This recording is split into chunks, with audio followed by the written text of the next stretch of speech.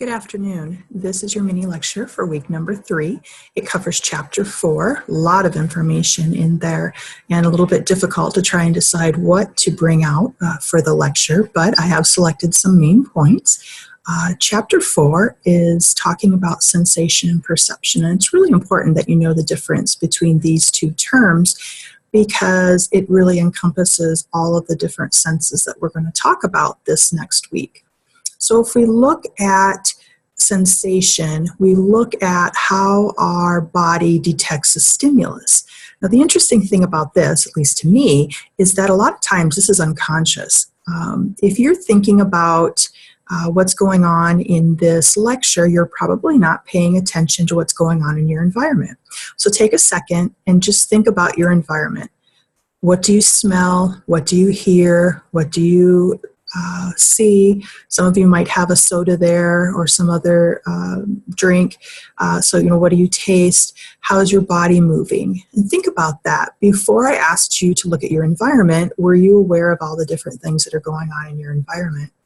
I actually can hear my dryer. I can see that my TV is on, although it is muted.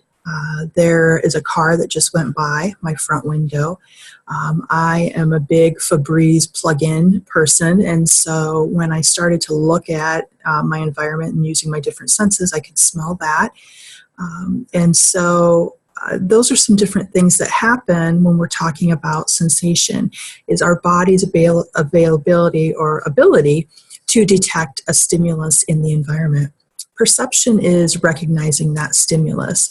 And so, obviously within our textbook, we're going to talk about vision and hearing and taste, touch, smell, and then how our body senses movement, which is called kinesthesis. And really that information about our body is collected by the joints and the muscles and the tendons within our body. And so all of our senses are going to perform 3 basic steps. The first thing that happens is that we have to receive that sensory information. Again, when I asked you to focus on the environment, one of the first things I heard were, there must be a zipper or something in my dryer because I can hear that click, click, click, click, click, click as my clothes are drying. So I had to receive that information through my ears. And then it's transformed, and that takes place in the brain. The brain is doing its job and says, wow, that must be a zipper within the dryer that she's hearing, and then delivering that information. And so all of that happens very quickly without us even realizing it.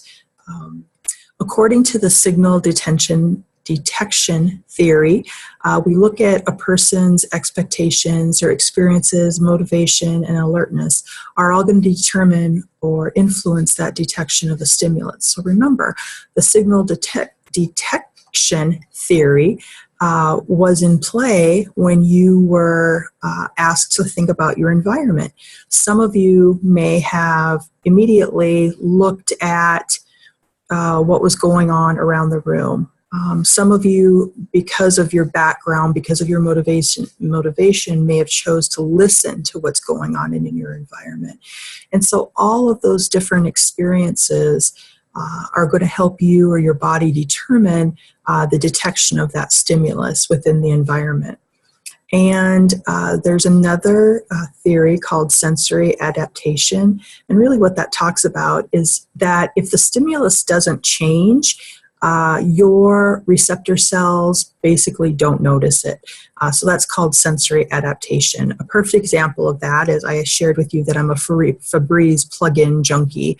And every couple months I will change the scent. Well, the first couple days I smell that when I walk in my house, when I'm sitting in my bedroom, I can smell that particular scent. However, after about a month, I don't notice it at all. And it's because my body's become used to that. And so my senses or my sense of smell really doesn't activate much. It doesn't notice that because it's so used to that. And again, that's called sensory adaptation.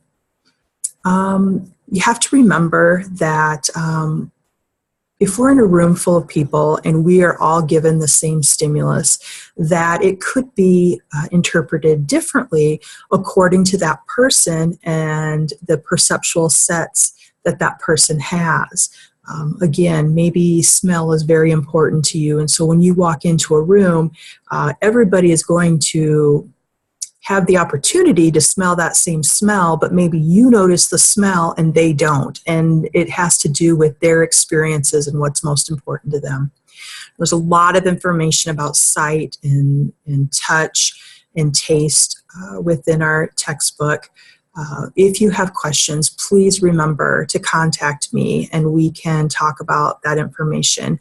I did find a portion on YouTube from Brain Games. I'm not sure if you're familiar with that on TV, but it's actually pretty interesting, and it just gives you a little bit, a couple examples of how our brain and how our different senses work together. Have a good week.